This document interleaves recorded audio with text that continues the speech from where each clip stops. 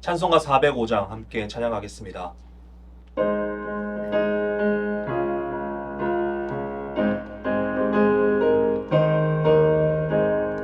주의 친절한 발에 안기세 우리 맘이 평안하리니 항상 기쁘고 복이 되겠네 영원하신 발에 안기세 주의 발에 그 크신 발에 안기세 주의 발에 영원하신 발에 안기세 날이 갈수록 주의 사랑이 두루 광명하게 비치고 전성 가는 길 편히 가리니 영원하신 발에 안기세 주의 발에 그 크신 발에 안기세 주의 발에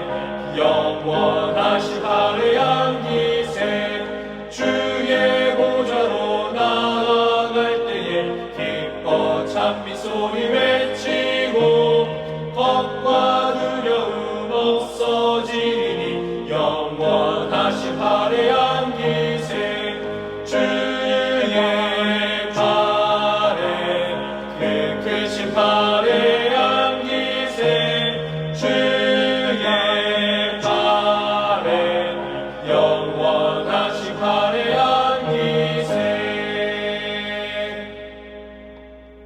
기도하겠습니다.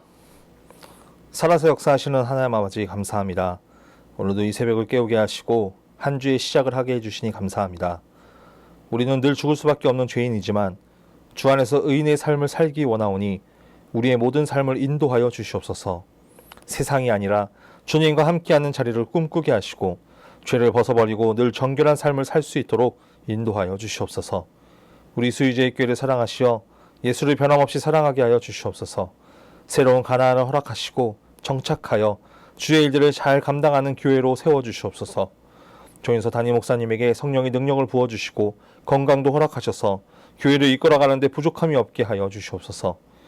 우리 성도들의 삶을 늘 지켜보호하여 주시옵시고 말씀으로 깨어있게 하셔서 어떤 어려운 순간 가운데서 이겨낼 수 있는 힘과 용기를 더하여 주시옵소서. 늘 진리의 말씀을 깨닫고 그 말씀대로 순종하는 삶, 어려움이 있을 때마다 무릎 꿇고 주 앞에 나와 기도하는 삶, 언제나 찬양함의 기쁨을 누리는 삶이 되도록 인도하여 주시옵소서. 특별히 마음의 상처와 몸이 아파 힘들어하는 지체들 가운데 주님께서 찾아가 주셔서 깨끗게 하시고 늘 주 안에서 평안을 누리게 하여 주시옵소서. 이 시간 말씀 듣습니다. 말씀을 통해서 큰 은혜 받게 하시고 오늘 하루 승리하는 날이 되도록 이끌어 주시옵소서. 예수님의 이름으로 기도드립니다. 아멘. 열왕기하 2장. 여호와께서 회오리 바람으로 엘리야를 하늘로 올리고자 하실 때 엘리야가 엘리사에게 이르되 청하건대 너는 여기 머물라 여호와께서 나를 베델로 보내시느니라 하니 엘리사가 이르되 여호와께서 살아계심과 당신의 영혼이 살아있음을 두고 맹세하노니 내가 당신을 떠나지 아니하겠나이다 하는지라. 이에 두 사람이 베델로 내려가니 베델에 있는 선지자의 제자들이 엘리사에게로 나와 그에게 이르되 여호와께서 오늘 당신의 선생을 당신의 머리 위로 데려가실 줄을 아시나이까 하니 이르되 나도 또한 아노니 너희는 잠잠하라 하니라. 엘리야가 그에게 이르되 엘리사야 청하건대 너는 여기 머물라 여호와께서 나를 여리고로 보내시느니라. 엘리사가 이르되 여호와께서 살아계심과 당신의 영혼이 살아있음을 두고 맹세하노니 내가 당신을 떠나지 아니하겠나이다 하니라. 그들이 여리고에 이르매 여리고에 있는 선지자들의 제자들이 엘리사에게 나와 이르되 여호와께서 오늘 당신의 선생을 당신의 머리 위로 데려가실 줄을 아시나이까 하니 엘리사가 이르되 나도 아노니 너희는 잠잠하라. 엘리야가 또 엘리사에게 이르되 청하건대 너는 여기 머물라 여호와께서 나를 요단으로 보내시느니라 하니 그가 이르되 여호와께서 살아계심과 당신의 영혼이 살아있음을 두고 맹세하노니 내가 당신을 떠나지 아니하겠나이다 하는지라. 이에 두 사람이 가니라.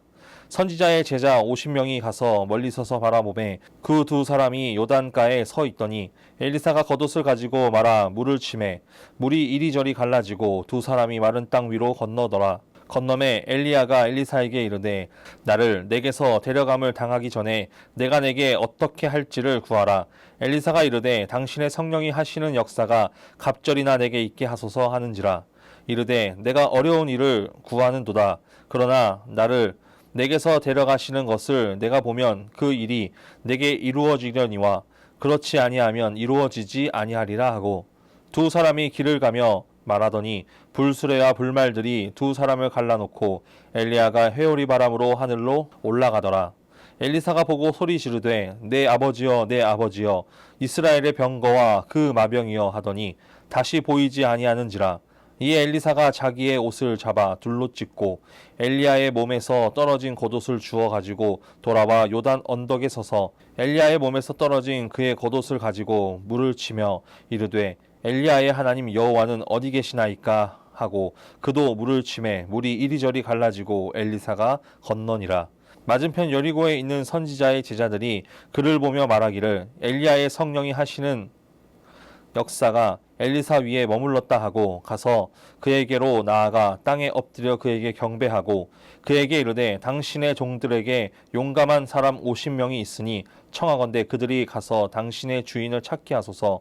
염려하건대 여호와의 성령이 그를 들고 가다가 어느 산에나 어느 골짜기에 던지셨을까 하나이다 하니라.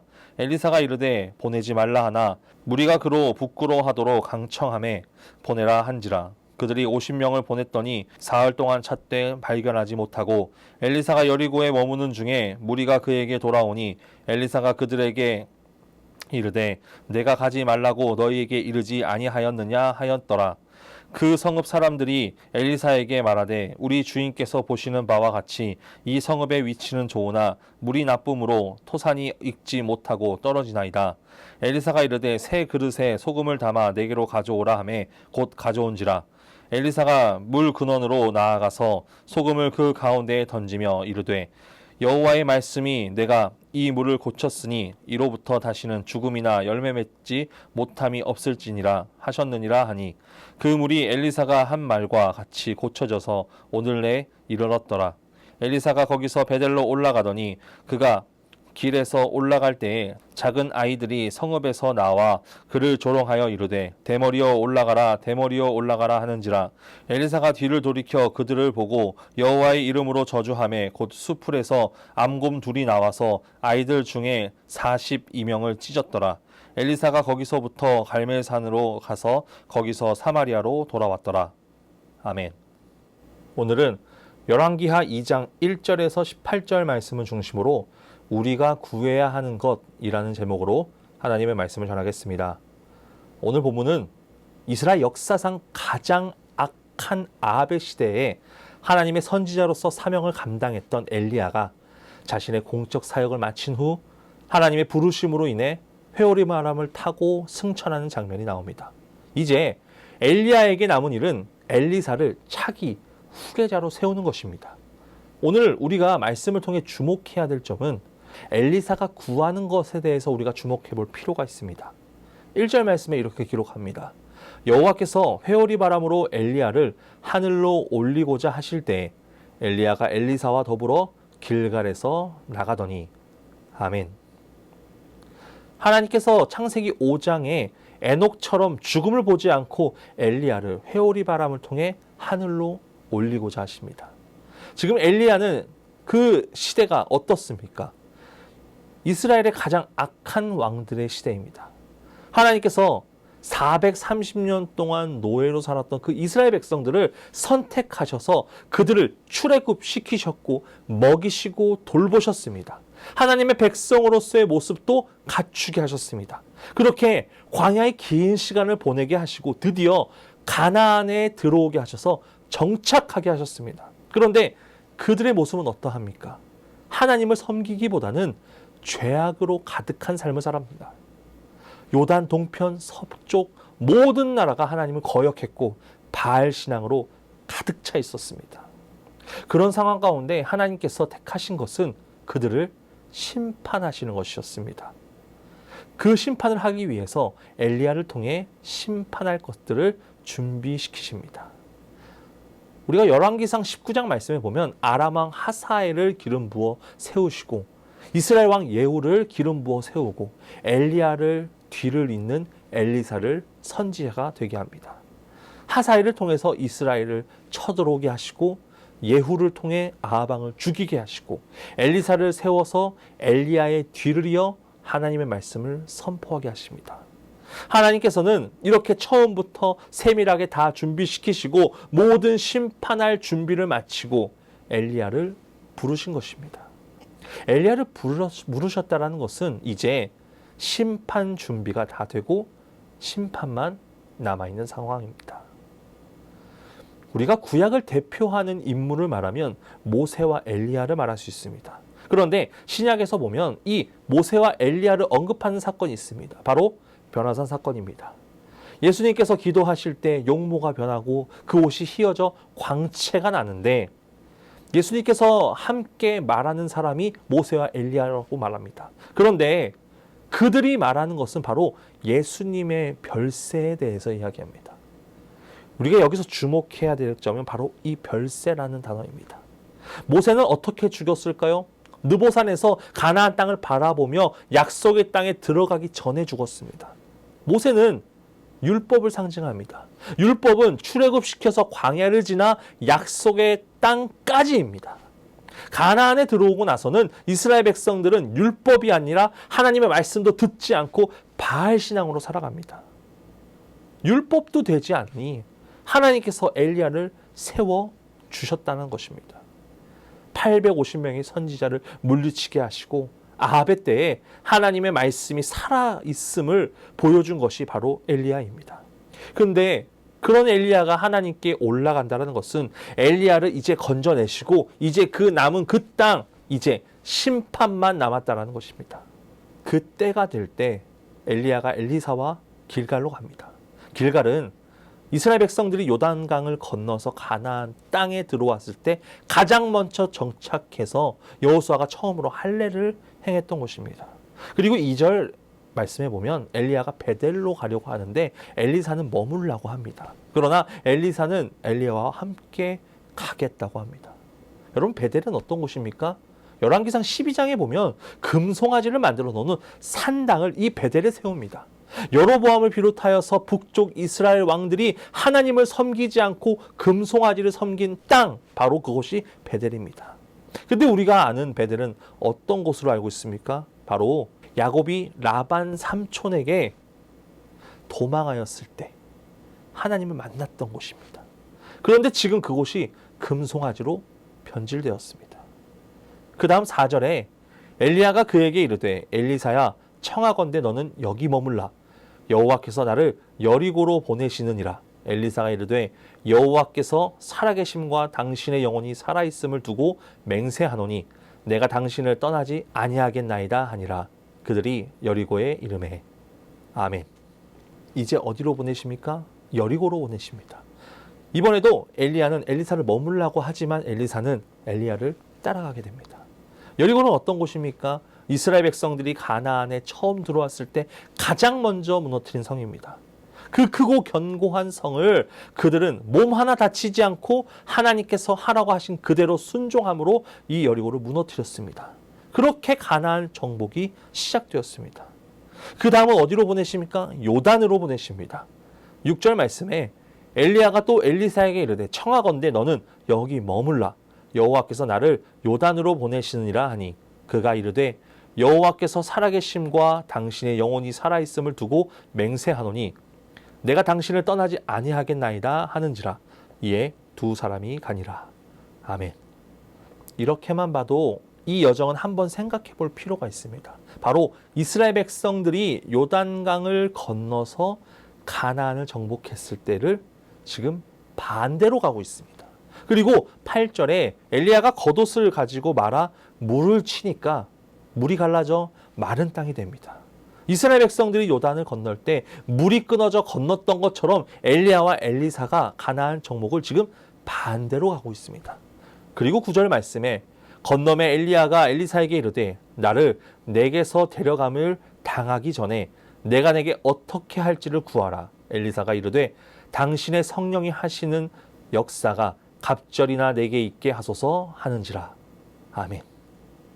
이제 정말 하늘로 올라가는 것이 얼마 남지 않았을 때 엘리야가 엘리사에게 구하는 것을 말하라고 말합니다.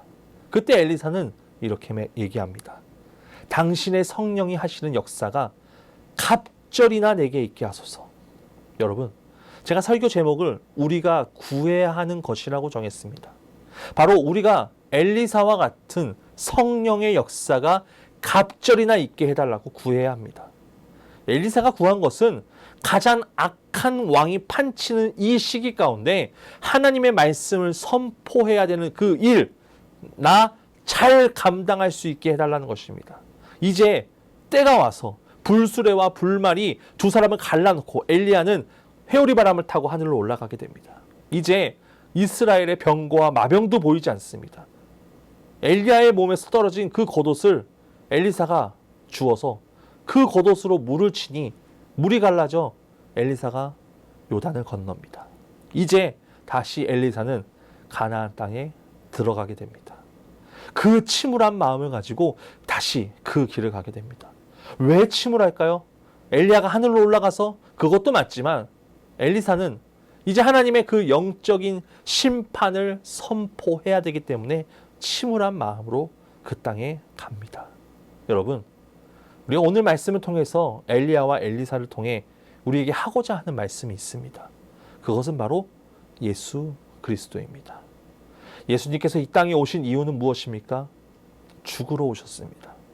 이제 이 땅에는 희망이 없습니다. 율법을 지킴으로도 할 수 없고 결국 죽어야 합니다. 그런데도 그 죽음을 우리가 지는 것이 아니라 누가 지십니까? 예수 그리스도를 통해 지게 하셨고 부활을 선포하심으로 우리를 살려내셨습니다.